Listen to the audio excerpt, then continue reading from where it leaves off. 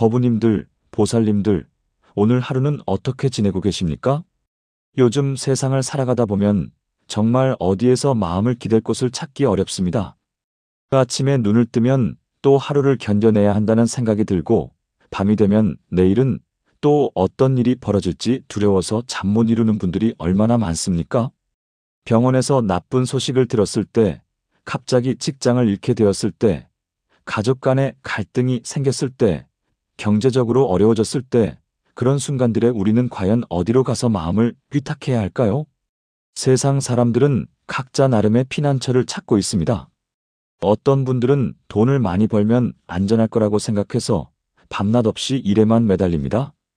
그런데 아무리 돈을 많이 벌어도 마음의 불안은 사라지지 않습니다. 오히려 더 많은 것을 잃을까봐 더 큰 두려움에 시달리게 됩니다. 또 어떤 분들은 명예나 권력이 있으면 세상이 자신을 함부로 대하지 않을 거라고 생각합니다. 하지만 명예도 권력도 하루아침에 사라질 수 있는 것들입니다. 그것들에 의존하며 살다가 그것들을 잃게 되면 더 큰 절망에 빠지게 됩니다. 어떤 분들은 가족이나 친구들이 자신을 지켜줄 것이라고 생각하며 그들에게만 의존하려고 합니다. 물론 가족과 친구들의 사랑은 소중합니다. 하지만 그들도 결국 같은 고통 속에서 살아가는 중생들입니다. 자신도 괴롭고 힘든데 어떻게 다른 사람을 완전히 구원해 줄 수 있겠습니까? 또 어떤 분들은 건강만 하면 된다고 생각해서 운동도 열심히 하고 좋은 음식만 먹으려고 노력합니다. 하지만 아무리 건강을 관리해도 늙음과 병과 죽음은 피할 수 없는 것입니다. 오히려 건강에만 집착하다 보면 조금만 몸이 아파도 엄청난 공포에 휩싸이게 됩니다. 이렇게 세상의 모든 것들은 변하고 사라질 수밖에 없는 무상한 것들입니다. 그런 무상한 것들을 의지해서는 진정한 안식을 얻을 수가 없습니다. 부처님께서는 이런 우리의 모습을 너무나도 잘 알고 계셨습니다. 그래서 진정한 피난처가 무엇인지를 명확하게 가르쳐 주셨습니다. 법구경에서 부처님께서는 이렇게 말씀하셨습니다. 많은 사람들이 두려움에 쫓겨서 산이나 숲이나 동산이나 나무나 사당 같은 곳을 피난처로 삼는다. 그러나 그런 것들은 참된 피난처가 아니고 최상의 피난처도 아니다. 그런 피난처로는 모든 괴로움에서 벗어날 수가 없다. 부처와 법과 승가에 귀의하고 올바른 지혜로서 사성제를 분명히 보는 자, 그것이야말로 안전한 피난처이며 최상의 피난처이다. 그런 피난처에 가면 모든 괴로움에서 벗어날 수 있다. 여기서 부처님께서 말씀하신 참된 피난처는 바로 삼보입니다. 부처님과 법과 승가, 이 세 가지 보배가 우리의 진정한 피난처인 것입니다. 그런데 많은 분들이 삼보에 귀의한다고 하면서도 정작 어려운 일이 생기면 여전히 세상 것들만 의지하려고 합니다. 입으로는 부처님을 믿는다고 하면서도 마음으로는 돈이나 권력이나 사람을 더 의지하고 있습니다. 이것은 아직 삼보의 진정한 의미를 깨닫지 못했기 때문입니다. 오늘 이 시간에는 부처님께서 가르쳐 주신 진정한 피난처의 의미를 깊이 있게 살펴보고 어떻게 하면 우리가 그 피난처를 현실적으로 체험할 수 있는지 구체적인 방법들을 함께 배워보겠습니다. 첫 번째로는 부처님이라는 피난처의 깊은 의미를 알아보겠습니다. 두 번째로는 법이라는 피난처가 우리 삶에 어떤 변화를 가져다 주는지 살펴보겠습니다. 세 번째로는 승가라는 피난처의 소중함과 그 속에서 얻는 힘에 대해 이야기하겠습니다. 네 번째로는 이 모든 피난처를 일상생활에서 실제로 어떻게 의지하며 살아갈 수 있는지 구체적인 수행법들을 배워보겠습니다. 이 네 가지를 차근차근 배우고 나면 법우님들께서도 어떤 어려움이 닥쳐와도 흔들리지 않는 진정한 평안을 경험하실 수 있을 것입니다. 더 이상 세상의 변화무상한 것들에만 의존하느라 마음이 불안하고 흔들릴 필요가 없습니다. 부처님께서 이미 완벽한 피난처를 준비해 두셨기 때문입니다. 그 피난처는 아무리 큰 폭풍이 와도 무너지지 않고 아무리 세월이 흘러도 변하지 않는 영원한 안식처입니다. 그런데 그 피난처에 들어가기 위해서는 올바른 믿음과 올바른 이해가 필요합니다. 단순히 막연하게 믿기만 해서는 안 되고 정확히 알고 확신을 가지고 의지해야 합니다. 마치 폭풍우가 몰아치는 바다에서 배가 난파될 위기에 처했을 때 등대의 불빛을 보고 안전한 항구로 향하는 것처럼 우리도 삼보라는 등대의 빛을 정확히 보고 그 방향으로 나아가야 합니다. 혹시 지금 이 말씀을 들으시면서도 마음 한구석에서는 여전히 의심이 드는 분들이 계실지도 모릅니다. 정말로 부처님이 우리의 피난처가 될 수 있을까? 정말로 법이 우리 문제를 해결해 줄 수 있을까? 정말로 승가가 우리에게 힘이 될 수 있을까 하는 의문들이 생길 수 있습니다. 그런 의문이 드는 것은 당연한 일입니다. 왜냐하면 우리는 지금까지 세상적인 것들에만 의존하며 살아왔기 때문에 영적인 피난처에 대해서는 경험이 부족하기 때문입니다. 하지만 오늘 이 시간을 통해서 하나씩 차근차근 배우고 체험해 보시면 분명히 확신을 가질 수 있을 것입니다. 이미 수많은 분들이 이 길을 통해서 진정한 평안을 얻었습니다. 2500년 전부터 지금까지 세계 곳곳에서 무수한 사람들이 삼보에 귀의함으로써 고통에서 벗어나고 진정한 행복을 찾았습니다. 그들이 특별한 사람들이었던 것이 아닙니다. 우리와 똑같이 괴로움 속에서 살아가던 평범한 사람들이었습니다. 다만 그들은 올바른 피난처를 찾았고 그 피난처를 믿고 의지했을 뿐입니다. 법우님들께서도 오늘부터 그 길에 함께 동참하실 수 있습니다. 어려운 것이 아닙니다. 복잡한 것도 아닙니다. 다만 마음을 열고 겸허하게 배우려는 자세만 있으면 됩니다. 그러면 지금부터 첫 번째로 부처님이라는 피난처의 참뜻에 대해 자세히 알아보겠습니다. 첫 번째로 부처님이라는 피난처의 진정한 의미를 깊이 있게 살펴보겠습니다. 많은 분들이 부처님을 피난처로 삼는다고 할 때 단순히 어려울 때마다 부처님께 빌어서 문제를 해결해 달라고 요청하는 것으로 생각하는 경우가 많습니다. 물론 부처님께 간절히 기도하는 것도 의미가 있습니다. 하지만 진정한 피난처로서의 부처님은 그보다 훨씬 더 깊고 근본적인 의미를 가지고 있습니다. 부처님께서는 단순히 우리의 소원을 들어주시는 분이 아니라 고통의 근본 원인을 제거하는 방법을 가르쳐 주시는 위대한 스승이십니다. 무량수경에서 부처님께서는 이렇게 말씀하셨습니다. 중생들이 나의 명호를 듣고 지극한 마음으로 10번만 염불하더라도 모든 죄업이 소멸되고 극락정토에 왕생할 수 있다. 다만 오역죄를 지은 자와 정법을 비방한 자는 제외한다. 여기서 부처님의 명호를 듣는다는 것은 단순히 소리로만 듣는 것이 아니라 부처님의 공덕과 지혜를 마음 깊이 이해하고 받아들이는 것을 의미합니다. 부처님께서는 무량겁에 걸쳐서 모든 중생을 구원하기 위해 수행하셨고 마침내 완전한 깨달음을 얻으셨습니다. 그래서 부처님의 이름에는 무한한 공덕과 자비와 지혜가 들어 있습니다.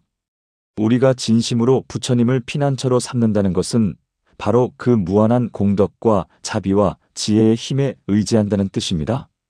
조주선사께서 한 번은 어떤 스님이 와서 물었습니다. 화상님, 개에게도 불성이 있습니까? 조주선사께서는 없다고 단호하게 답하셨습니다. 그 스님이 다시 물었습니다. 모든 중생에게 불성이 있다고 하는데 왜 개에게는 없다고 하십니까? 조주선사께서는 그것은 그놈이 업식을 갖고 있기 때문이다라고 답하셨습니다. 이 선어록의 깊은 뜻은 개 자체에게 불성이 없다는 것이 아니라 분별하는 마음으로는 불성을 볼 수 없다는 것입니다. 개에게 불성이 있는가 없는가라고 묻는 그 자체가 이미 분별심에 사로잡혀 있는 상태입니다. 진정한 불성은 있다 없다를 따지는 분별심을 초월한 곳에 있습니다. 부처님을 피난처로 삼는다는 것도 마찬가지입니다. 부처님이 멀리 계신 어떤 분이 아니라 바로 우리 마음속에 계시는 부처님을 발견하는 것입니다. 우리 모두에게는 본래 부처와 같은 완전한 본성이 있습니다. 다만 무명과 번뇌에 가려져서 그것을 보지 못할 뿐입니다. 부처님을 피난처로 삼는다는 것은 바로 그 본래의 부처성을 회복하는 것입니다. 구체적인 예를 들어보겠습니다. 서울에 사시는 김상철이라는 65세 할아버지가 계셨습니다. 평생 성실하게 살아오셨는데 갑자기 직장에서 명예퇴직을 권유받게 되었습니다. 아직 대학생인 막내 아들 학비도 마련해야 하고 집 대출금도 남아있는 상황이었습니다. 처음에는 절망감에 빠져서 어떻게 해야 할지 몰라서 밤마다 잠을 이루지 못했습니다. 그런데 어느 날 아침 일찍 동네 절에 가서 부처님 앞에 앉아 있는데 갑자기 마음이 고요해졌습니다. 부처님 상을 바라보면서 부처님께서도 왕자의 자리를 버리고 새로운 길을 찾아 나서셨구나 하는 생각이 들었습니다. 그때 깨달은 것은 이 어려움이 자신을 괴롭히는 것이 아니라 새로운 가능성을 열어주는 기회일 수도 있다는 것이었습니다. 부처님께서 고통을 통해서 진리를 발견하셨듯이 자신도 이 시련을 통해서 더 의미 있는 삶을 살 수 있을 것이라는 확신이 생겼습니다. 그 후 김할아버지는 그동안 취미로 하던 목공예를 본격적으로 배워서 작은 공방을 차리셨습니다. 비록 수입은 예전보다 줄었지만 마음은 훨씬 더 평안하고 행복해졌습니다. 이것이 바로 부처님을 피난처로 삼는다는 것의 진정한 의미입니다. 부처님께 문제를 해결해달라고 빌기만 하는 것이 아니라 부처님의 지혜와 용기를 본받아서 스스로 문제를 해결해 나가는 힘을 얻는 것입니다. 또 다른 예를 들어보겠습니다. 부산에 사시는 이영숙이라는 58세 아주머니가 계셨는데 남편이 갑자기 뇌경색으로 쓰러져서 반신불수가 되었습니다. 하루아침에 가장이 병에 걸리게 되니까 경제적으로도 어려워지고 간병하느라 몸도 마음도 너무 힘들었습니다. 처음에는 원망과 절망감에 빠져서 하늘이 우리 가족에게만 왜 이런 시련을 주시는가 하고 한탄했습니다. 그런데 어느 날 법당에서 부처님의 일대기를 읽다가 부처님께서 늙음과 병과 죽음의 고통을 보시고 출가를 결심하셨다는 내용을 보게 되었습니다. 그때 깨달은 것은 고통이라는 것이 자신만의 특별한 불행이 아니라 모든 인간이 겪어야 하는 보편적인 현실이라는 것이었습니다. 부처님께서도 이런 고통을 보시고 해결책을 찾기 위해서 수행의 길에 나서셨던 것입니다. 그 후 이 아주머니는 남편을 간병하면서도 그것을 원망의 대상이 아니라 자신의 자비심을 기르는 수행으로 여기게 되었습니다. 하루하루 남편을 돌보는 것이 부처님께서 중생을 돌보시는 마음을 배우는 과정이라고 생각하니까 마음이 편안해졌습니다. 물론 육체적으로는 여전히 힘들었지만 마음의 괴로움은 많이 줄어들었습니다. 오히려 이런 경험을 통해서 다른 사람들의 고통을 더 깊이 이해하고 공감할 수 있게 되었습니다. 이것도 부처님을 진정한 피난처로 삼은 좋은 예입니다. 부처님께서 고통을 피하신 것이 아니라 고통을 직시하고 그 해결책을 찾으셨듯이 우리도 현실을 도피하지 않고 부처님의 지혜로 그것을 극복해 나갈 수 있습니다. 또한 화엄경에서는 이렇게 말씀하고 있습니다. 부처님의 공덕은 허공과 같아서 경계가 없고 부처님의 지혜는 바다와 같아서 깊이를 측량할 수 없으며 부처님의 자비는 어머니가 자식을 사랑하는 것보다 10,000배나 더 크다. 이 말씀의 뜻은 부처님께서 우리를 사랑하시고 보호하시는 마음이 무한하다는 것입니다. 그런데 그 사랑과 보호가 우리를 응석바지로 만드는 것이 아니라 더 성숙하고 지혜로운 사람으로 성장시키는 방향으로 작용합니다. 세상 부모들도 자식을 정말로 사랑한다면 자식이 원하는 것을 무조건 다 들어주는 것보다는 자식이 올바르게 성장할 수 있도록 때로는 엄하게 가르치기도 합니다. 부처님의 자비도 마찬가지입니다. 우리의 즉석 욕구를 모두 만족시켜 주시는 것이 아니라 우리가 궁극적으로 행복해질 수 있는 방향으로 이끌어 주십니다. 때로는 우리가 원하지 않는 시련이 다가올 수도 있습니다. 하지만 그것조차도 우리를 더 깊은 지혜와 자비로 이끄시려는 부처님의 크나큰 사랑의 표현일 수 있습니다. 그래서 부처님을 피난처로 삼는다는 것은 모든 상황에서 부처님의 뜻을 신뢰하고 받아들이면서 그 안에서 배움과 성장의 기회를 찾는다는 의미입니다. 이런 마음가짐을 갖게 되면 어떤 어려움이 와도 절망하지 않고 오히려 그것을 통해서 더 깊은 믿음과 지혜를 얻을 수 있습니다. 구체적으로 부처님을 피난처로 삼는 방법들을 살펴보겠습니다. 첫째는 매일 아침 부처님께 인사드리는 습관을 만드는 것입니다. 아침에 일어나자마자 부처님 앞에 서서 부처님, 오늘 하루도 부처님의 지혜와 자비로 살아가겠습니다라고 다짐하는 것입니다. 이렇게 하루를 시작하면 하루 종일 부처님과 함께 있다는 느낌을 가질 수 있습니다. 둘째는 어려운 상황이 생겼을 때 부처님이라면 어떻게 하실까를 생각해 보는 것입니다. 화가 날 때는 부처님의 자비심을, 두려울 때는 부처님의 용기를, 욕심이 날 때는 부처님의 무소유 정신을 떠올려 보는 것입니다. 셋째는 염불 수행을 꾸준히 하는 것입니다. 나무 아미타불이나 나무석 가모니불을 지속적으로 염송하면서 마음을 부처님께 집중하는 것입니다. 연부를 할 때는 단순히 입으로만 외우는 것이 아니라 마음 전체로 부처님을 부르는 것이 중요합니다. 넷째는 부처님의 일생과 가르침을 공부하는 것입니다.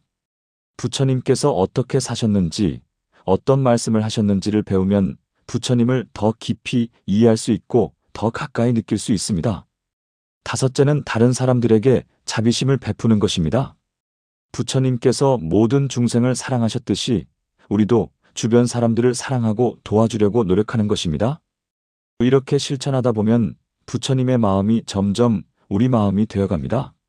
그때 우리는 진정으로 부처님을 피난처로 삼고 있는 것입니다. 과학적인 연구 결과에 의하면 종교적인 믿음이 있는 사람들이 스트레스에 더 잘 대처하고 우울증에 걸릴 확률도 낮다고 합니다. 특히 부처님을 믿는 불교도들의 경우 명상과 염불 같은 수행을 통해서 뇌의 세로토닌 분비가 증가하고 불안감이 감소한다는 것이 과학적으로 입증되었습니다. 이것은 부처님을 피난처로 삼는 것이 단순한 종교적 믿음을 넘어서서 실제로 정신 건강과 삶의 질을 향상시키는 효과가 있다는 것을 보여줍니다. 역사를 돌아보면 수많은 고승들이 극한의 어려움 속에서도 부처님을 의지해서 평안을 유지하셨습니다. 원효 대사께서는 전쟁과 혼란의 시대에도 무예가를 부르시며 백성들에게 희망을 전해주셨고, 용성 조사께서는 일제강점기라는 암울한 현실 속에서도 부처님의 가르침으로 민족의 정신적 지주 역할을 하셨습니다.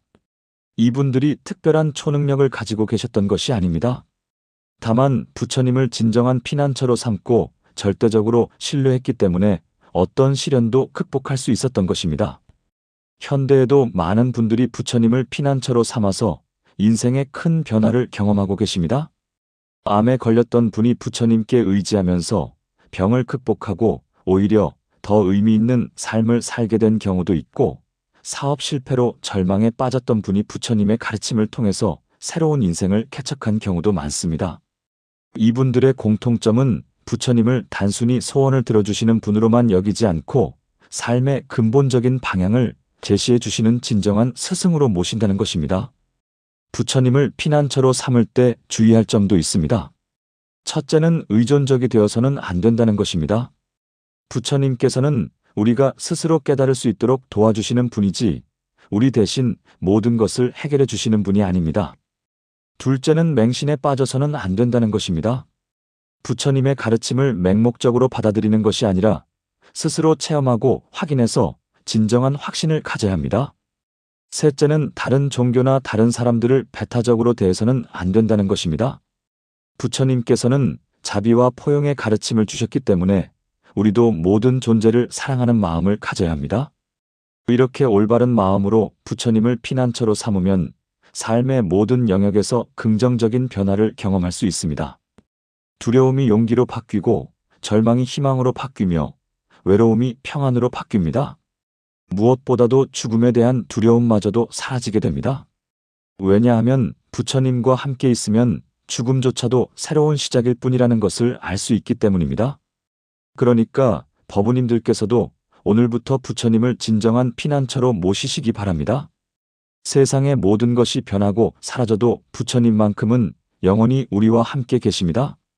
두 번째로 법이라는 피난처가 우리 삶에 어떤 근본적인 변화를 가져다 주는지 자세히 살펴보겠습니다.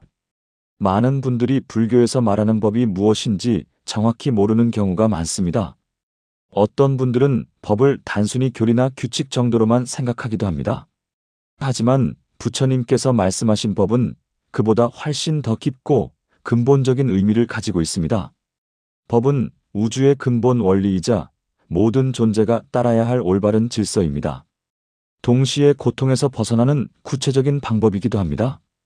반야심경에서 관세음보살께서는 이렇게 말씀하셨습니다. 조견오온 계공 도일체고에 5가지 구성 요소가 모두 공함을 비추어 보고 일체의 고통과 제액을 벗어났다. 여기서 오온이 공하다는 것은 우리가 나라고 생각하는 몸과 마음이 실제로는 고정된 실체가 없다는 뜻입니다. 색깔과 느낌과 생각과 의식 등 모든 것이 조건에 따라서 생기고 사라질 뿐 영원 불변한 것은 없습니다.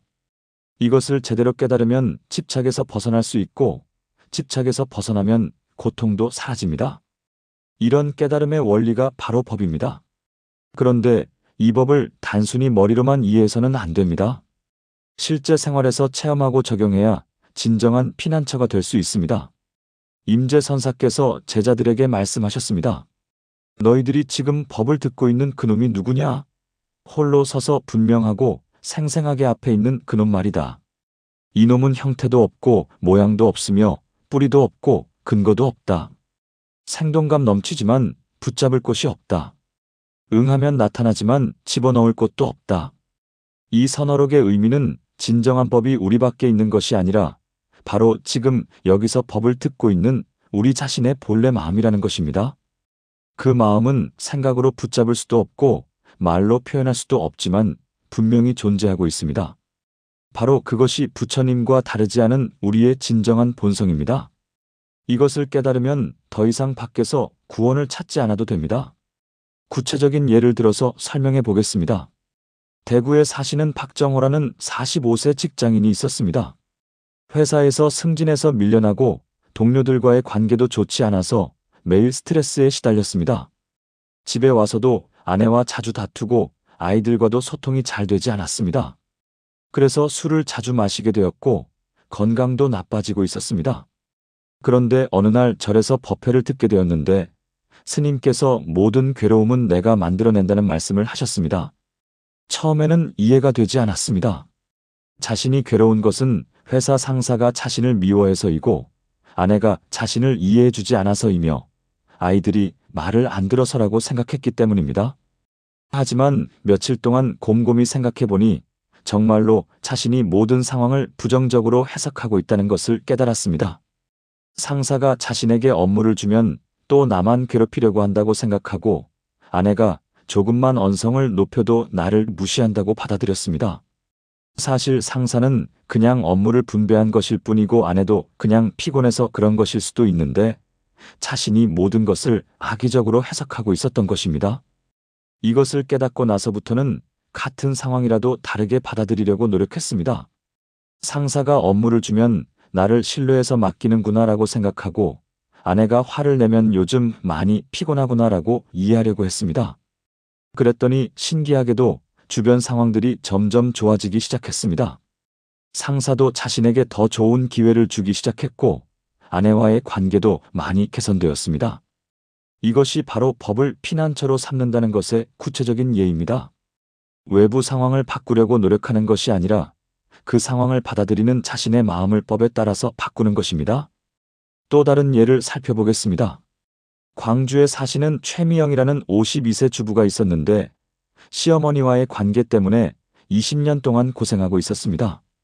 시어머니께서는 며느리가 하는 모든 일에 대해서 불만을 표하셨고 자주 잔소리를 하셨습니다. 처음에는 참으려고 노력했지만 점점 스트레스가 쌓여서 우울증까지 생겼습니다. 그런데 절에서 인과경을 공부하게 되었는데 거기에서 모든 만남은 다 인연이라는 가르침을 배웠습니다. 시어머니와 자신의 만남도 전생의 어떤 인연에 의해서 이루어진 것이라는 생각이 들었습니다. 혹시 전생에 자신이 시어머니에게 해를 끼쳤을 수도 있고 또는 시어머니를 통해서 자신이 배워야 할 것이 있을 수도 있다고 생각했습니다. 이런 관점에서 시어머니를 바라보니까 원망스러운 마음이 조금씩 줄어들었습니다. 그리고 시어머니의 잔소리도 자신을 미워해서 하는 것이 아니라 나름대로 며느리를 가르치려고 하는 것일 수도 있다는 생각이 들었습니다.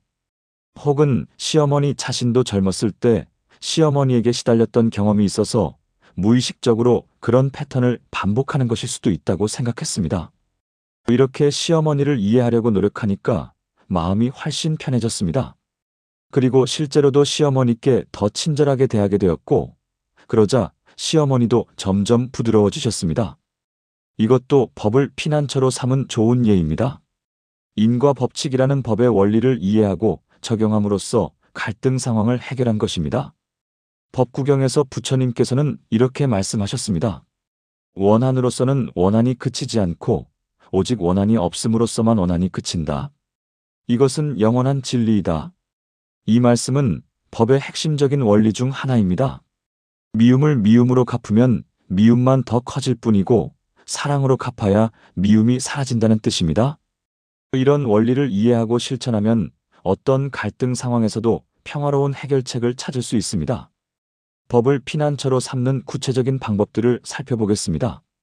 첫째는 사성제를 깊이 있게 공부하고 실천하는 것입니다. 고성제를 통해서 인생의 괴로움을 정확히 이해하고, 집성제를 통해서 그 원인을 파악하며, 멸성제를 통해서 해결 가능성을 확신하고, 도성제를 통해서 구체적인 해결 방법을 실천하는 것입니다. 둘째는 팔정도를 일상생활에서 실천하는 것입니다. 정견, 정사, 정어, 정업, 정명, 정정진, 정념, 정정을 하나씩 차근차근 실천해 나가는 것입니다. 셋째는 인과 법칙을 믿고 실천하는 것입니다. 좋은 행동은 좋은 결과를 가져오고 나쁜 행동은 나쁜 결과를 가져온다는 것을 믿고 항상 선한 행동을 하려고 노력하는 것입니다. 넷째는 무상과 무아의 원리를 깊이 묵상하는 것입니다. 모든 것이 변하고 사라진다는 것과 고정된 자아는 없다는 것을 깊이 이해하면 집착에서 벗어날 수 있습니다. 다섯째는 자비심을 기르는 것입니다. 모든 중생이 고통받고 있다는 것을 이해하고 그들을 도와주려는 마음을 기르는 것입니다. 여섯째는 지혜를 기르는 것입니다. 사물의 본질을 꿰뚫어보는 통찰력을 기르기 위해서 끊임없이 공부하고 수행하는 것입니다. 이런 방법들을 꾸준히 실천하다 보면 법이 단순한 이론이 아니라 살아있는 지혜가 되어서 우리 삶의 모든 순간에서 도움을 줄 수 있습니다. 현대 심리학에서도 불교의 법 개념과 비슷한 원리들을 발견하고 있습니다. 인지행동 치료에서는 부정적인 사고 패턴을 바꾸면 감정과 행동도 바뀐다고 합니다. 이것은 불교에서 말하는 모든 것은 마음이 만들어낸다는 원리와 정확히 일치합니다. 또한 긍정 심리학에서는 감사하는 마음과 자비심이 정신 건강에 미치는 긍정적인 효과를 과학적으로 입증하고 있습니다. 이런 연구 결과들은 2500년 전에 부처님께서 가르쳐 주신 법이 얼마나 정확하고 유용한 것인지를 보여줍니다. 역사적으로도 법을 피난처로 삼아서 큰 업적을 남긴 분들이 많습니다. 중국의 현장 법사는 법을 구하기 위해서 목숨을 걸고 인도까지 가셨고, 우리나라의 의상대사는 법을 전파하기 위해서 평생을 바치셨습니다. 이분들이 그렇게 큰 어려움을 감수하면서까지 법을 구하고 전파한 이유는 법이야말로 인간의 모든 문제를 근본적으로 해결할 수 있는 유일한 길이라는 것을 확신했기 때문입니다. 현대에도 많은 분들이 법을 통해서 인생의 큰 변화를 경험하고 있습니다. 알코올 중독에서 벗어나신 분들, 우울증을 극복하신 분들, 가족 갈등을 해결하신 분들이 모두 법의 힘을 체험한 분들입니다. 법을 피난처로 삼을 때 주의할 점도 있습니다. 첫째는 법을 단순한 지식으로만 받아들여서는 안 된다는 것입니다. 아무리 많이 알아도 실천하지 않으면 소용이 없습니다. 둘째는 자만심에 빠져서는 안 된다는 것입니다. 법을 조금 안다고 해서 다른 사람을 무시하거나 가르치려고만 해서는 안 됩니다. 셋째는 융통성을 잃어서는 안 된다는 것입니다. 법의 정신은 지키되 상황에 따라서 유연하게 적용할 수 있어야 합니다. 이렇게 올바르게 법을 피난처로 삼으면 삶의 모든 문제에 대한 해답을 찾을 수 있습니다. 더 이상 외부의 조건이나 다른 사람의 행동에 일희일비할 필요가 없습니다. 어떤 상황에서도 법에 따라서 올바르게 대응할 수 있는 지혜가 생기기 때문입니다. 그러니까 법우님들께서도 법을 진정한 피난처로 삼으시기 바랍니다. 부처님께서 2500년 전에 발견하신 이 위대한 진리가 지금도 여전히 우리를 모든 괴로움에서 해방시켜 줄 수 있습니다. 세 번째로 승가라는 피난처의 소중함과 그 속에서 얻는 힘에 대해서 깊이 있게 알아보겠습니다. 많은 불자님들이 삼보 중에서 승가의 의미를 가장 이해하기 어려워하는 경우가 많습니다. 부처님은 우리가 믿고 따를 수 있는 위대한 스승이시고, 법은 우리가 배우고 실천할 수 있는 가르침이라는 것은 쉽게 이해할 수 있습니다. 그런데 승가는 구체적으로 무엇이고 왜 우리의 피난처가 되어야 하는지 잘 모르는 분들이 많습니다. 승가는 단순히 스님들만을 의미하는 것이 아닙니다. 넓은 의미에서 승가는 부처님의 가르침을 따라서 깨달음을 향해 함께 나아가는 모든 수행자들의 공동체를 의미합니다. 출가자뿐만 아니라 재가자도 포함되고, 나아가서 부처님의 가르침에 따라서 살려고 노력하는 모든 사람들이 승가의 구성원입니다. 유마경에서 유마거사는 이렇게 말했습니다. 직심이 도량이요, 정진이 정토이며 지혜가 방편이다. 자비심이 꽃이요, 해탈이 결실이다. 여기서 유마거사는 제가자였지만 출가자들보다도 더 깊은 깨달음을 얻은 분이었습니다. 이것은 승가가 단순히 출가 여부로 결정되는 것이 아니라 얼마나 진실한 마음으로 도를 구하느냐에 따라서 결정된다는 것을 보여줍니다. 그러면 왜 승가가 우리에게 피난처가 될 수 있을까요? 가장 중요한 이유는 혼자서는 할 수 없는 일들을 함께 할 수 있기 때문입니다. 수행의 길은 혼자 걷기에는 너무나 험하고 어려운 길입니다. 때로는 길을 잃기도 하고 때로는 포기하고 싶어지기도 합니다.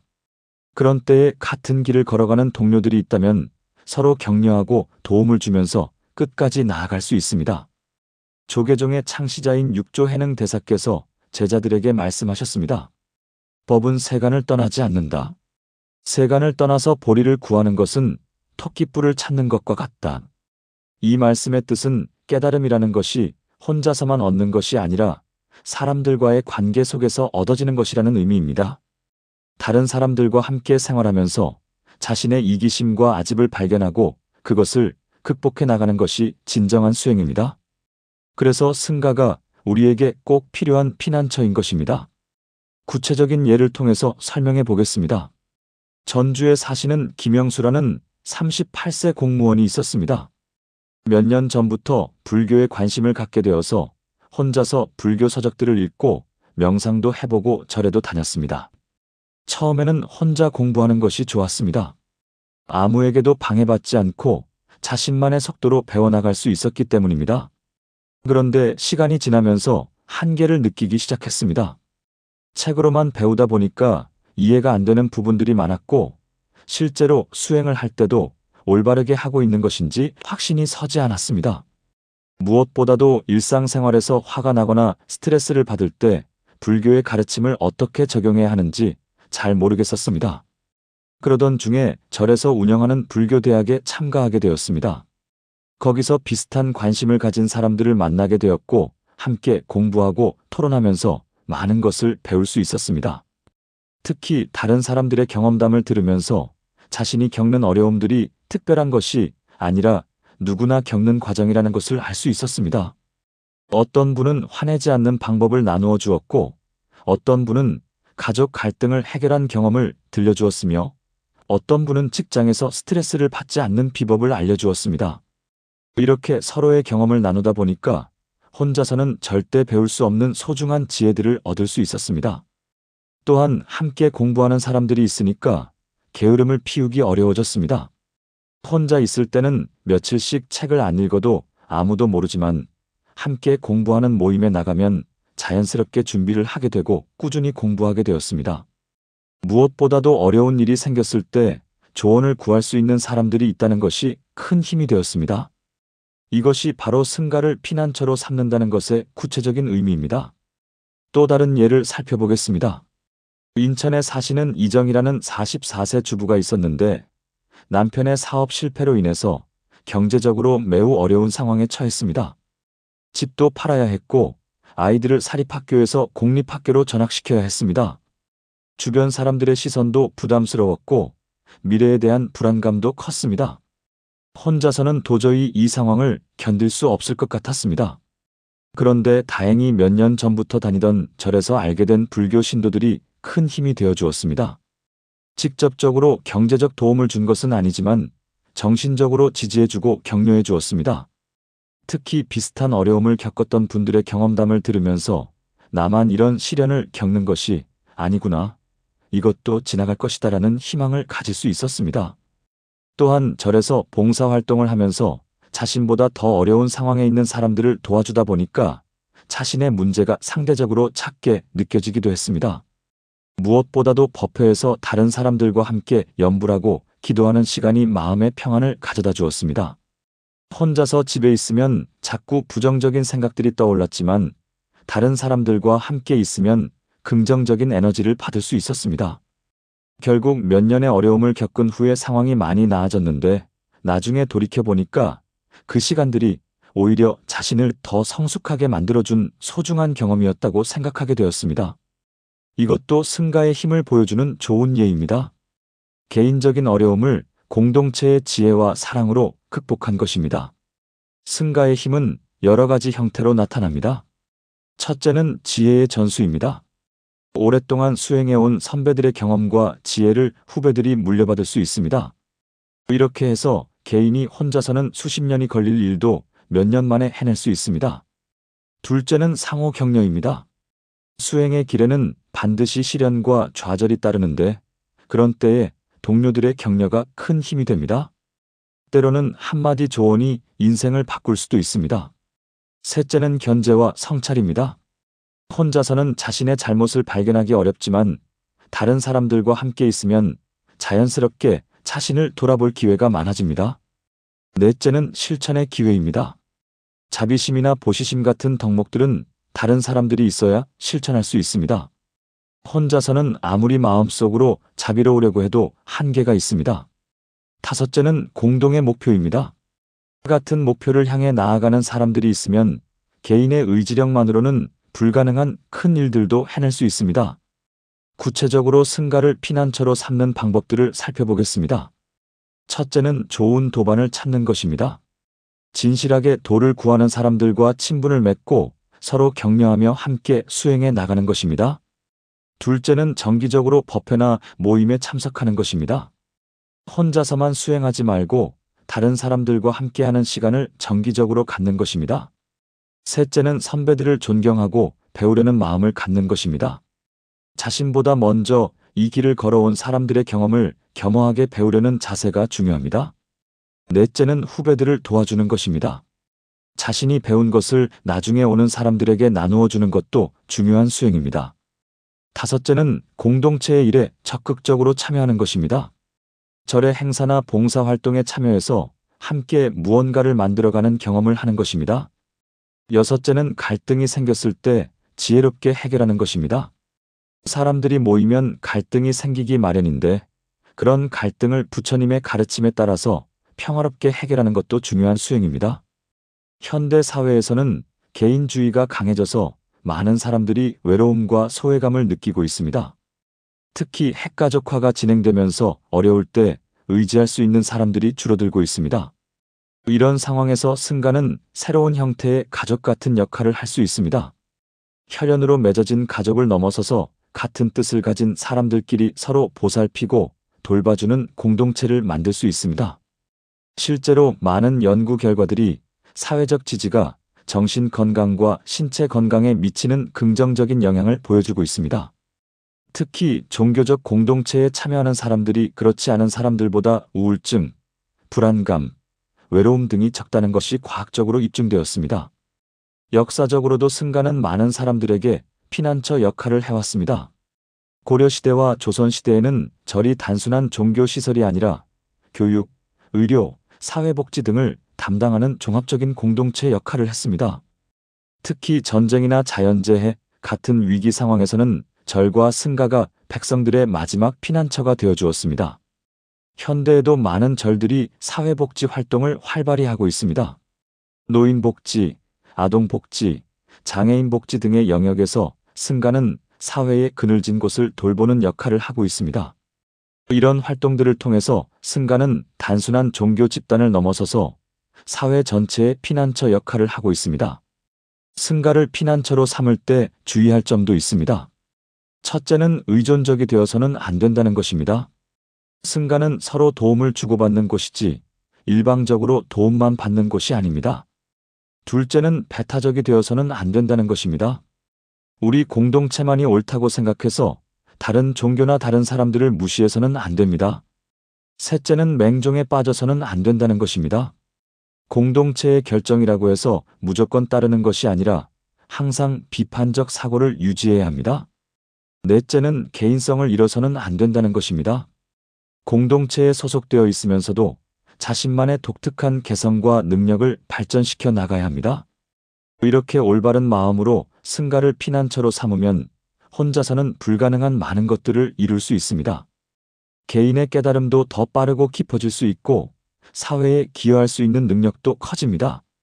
무엇보다도 삶이 훨씬 더 의미 있고 보람 있게 느껴집니다. 그러니까 법우님들께서도 좋은 도반들을 찾으시고 건전한 불교 공동체에 참여하시기 바랍니다. 혼자서는 갈 수 없는 먼 길도 함께라면 즐겁게 걸어갈 수 있습니다. 네 번째로, 이 모든 피난처를 일상생활에서 실제로 어떻게 의지하며 살아갈 수 있는지 구체적이고 실용적인 수행법들을 자세히 배워보겠습니다. 지금까지 부처님과 법과 승가가 우리의 피난처라는 것을 이론적으로 배웠지만 정작 중요한 것은 일상생활에서 실제로 그 피난처들을 어떻게 활용하느냐는 것입니다. 아무리 좋은 이론을 알고 있어도 실천하지 않으면 아무 소용이 없습니다. 반대로 작은 실천이라도 꾸준히 하면 놀라운 변화를 경험할 수 있습니다. 대방광 불화엄경에서는 이렇게 말씀하고 있습니다. 신심을 낼 때는 모든 부처님과 같고 보살의 모든 행을 다 갖추며 일체 중생을 다 성취시키고 무상정등정각을 얻는다. 여기서 신심이라는 것은 단순한 믿음이 아니라 삼보에 대한 확고한 확신과 그것을 실천하려는 강한 의지를 의미합니다. 이런 신심이 일어날 때 우리도 부처님과 같은 마음 상태가 될 수 있다는 것입니다. 그런데 이런 신심은 하루아침에 생기는 것이 아닙니다. 꾸준한 수행과 실천을 통해서 조금씩 깊어지는 것입니다. 월남선사께서 제자에게 이렇게 말씀하셨습니다. 한 생각 돌이키면 바로 부처이고 한 생각 어두우면 바로 중생이다. 생각이 모두 부처이면 곧 현재 부처요. 생각이 모두 중생이면 곧 현재 중생이다. 이 말씀의 의미는 깨달음과 미혹이 멀리 있는 것이 아니라 바로 지금 이 순간의 마음가짐에 달려있다는 것입니다. 매 순간순간 삼보를 기억하고 의지한다면 그 순간이 바로 피난처 안에 있는 것이고, 삼보를 잊어버리고 세속적인 욕심에만 빠져있다면 그 순간은 피난처를 벗어난 것입니다. 그러면 구체적으로 어떻게 하면 일상의 매 순간에서 삼보를 피난처로 삼을 수 있을까요? 가장 기본적이고 중요한 것은 아침에 일어나자마자 하는 발언입니다. 눈을 뜨는 순간부터 오늘 하루도 부처님과 함께, 법과 함께, 승가와 함께 살겠습니다라고 다짐하는 것입니다. 이런 다짐을 하고 하루를 시작하면 하루 종일 삼보를 의식하며 살 수 있습니다. 구체적인 아침 발언문을 소개해 드리겠습니다. 부처님, 오늘도 새로운 하루를 허락해 주셔서 감사합니다. 오늘 하루 동안 부처님의 지혜와 자비를 본받아서 모든 일을 처리하겠습니다. 화가 날 때는 부처님의 인내심을 떠올리고 욕심이 날 때는 부처님의 무소유 정신을 기억하겠습니다. 어려운 일이 생기면 법의 가르침에 따라서 지혜롭게 해결하고 다른 사람들과는 승가의 화합 정신으로 사랑과 이해로서 대하겠습니다. 오늘 하루도 삼보의 가호 속에서 의미 있고 보람된 하루가 되게 해주십시오. 이런 발언을 매일 아침 진심으로 하다 보면 마음가짐이 완전히 달라집니다. 두 번째로 중요한 것은 하루 종일 연불이나 진언을 지속하는 것입니다. 나무 아미타불, 나무석 가모니불, 옴마니 밤매음 같은 연불을 습관적으로 외우는 것입니다. 처음에는 의식적으로 해야 하지만 시간이 지나면 자연스럽게 마음속에서 연불이 흐르게 됩니다. 일을 하면서도, 길을 걸으면서도, 버스나 지하철을 타면서도 계속 연불을 할 수 있습니다. 이렇게 하면 마음이 항상 부처님과 연결되어 있다는 느낌을 가질 수 있습니다. 세 번째는 어려운 상황이 생겼을 때 즉시 삼보에 의지하는 것입니다.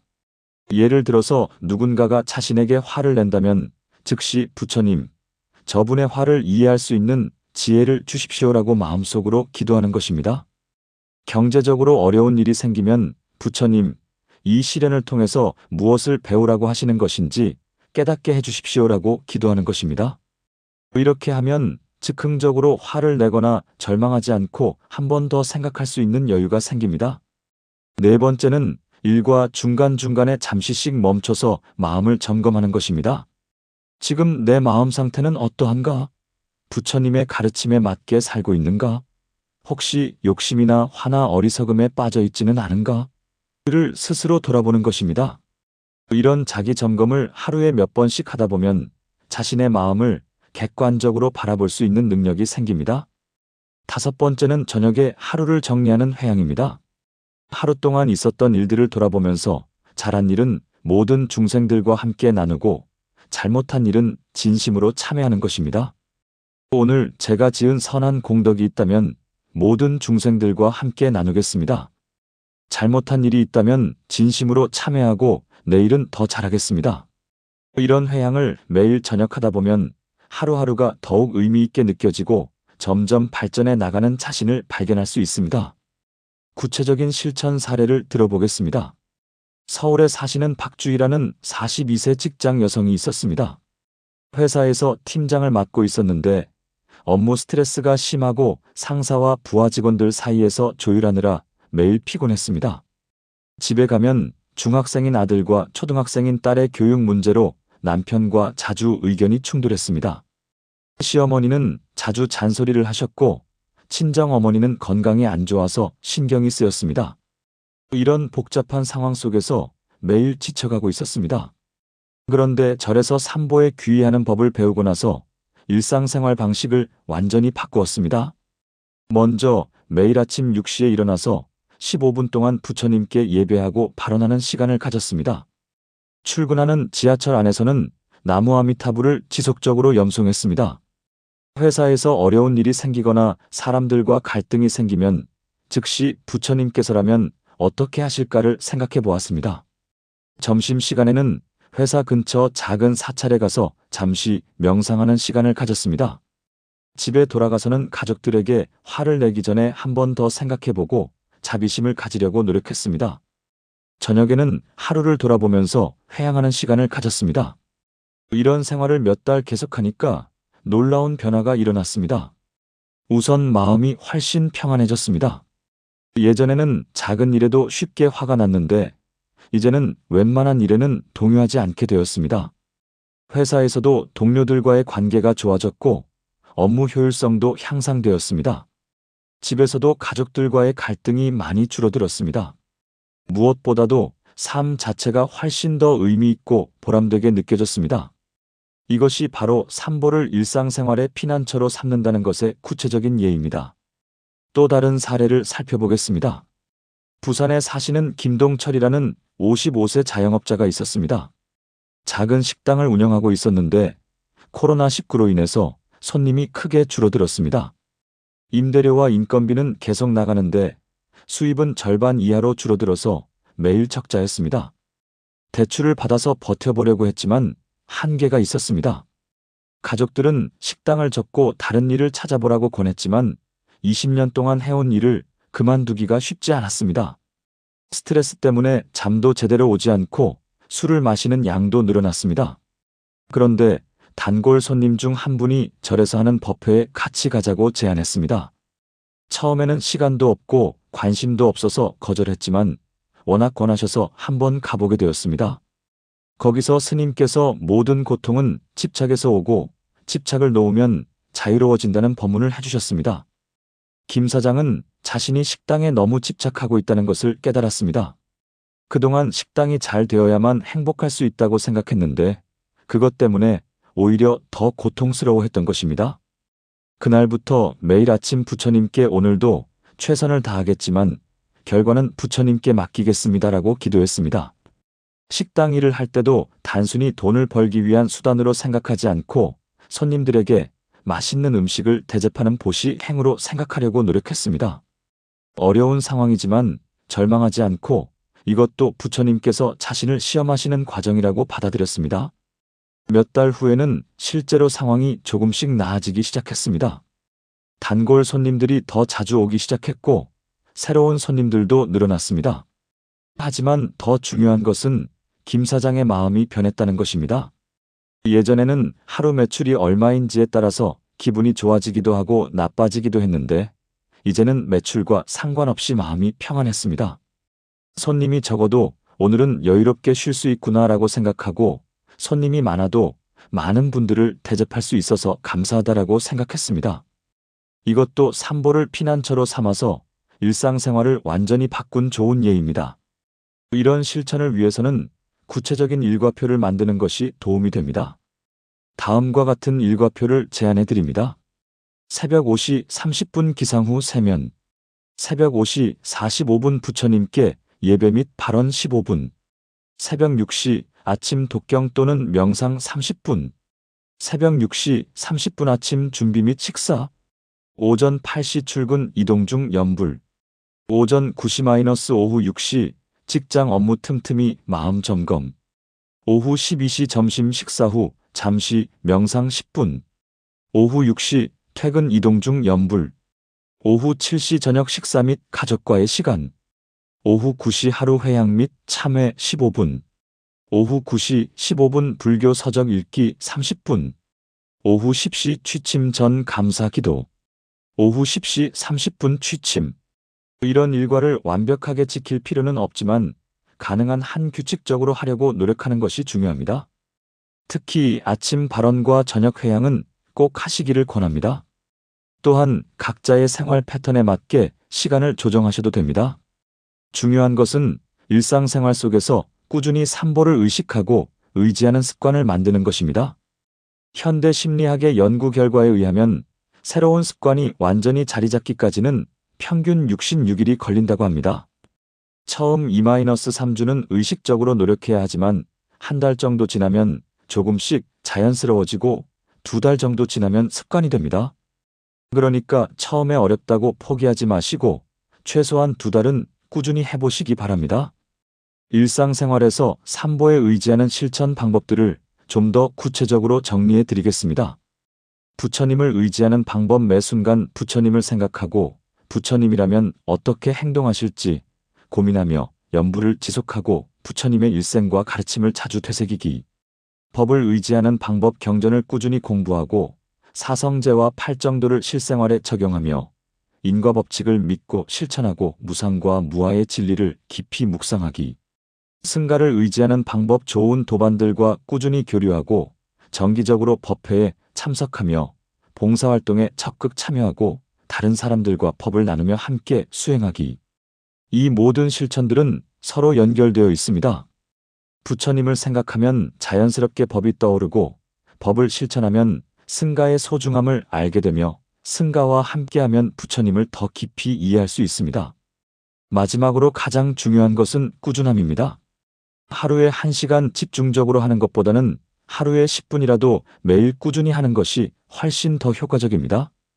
처음에는 작게 시작해서 점점 늘려가는 것이 좋습니다.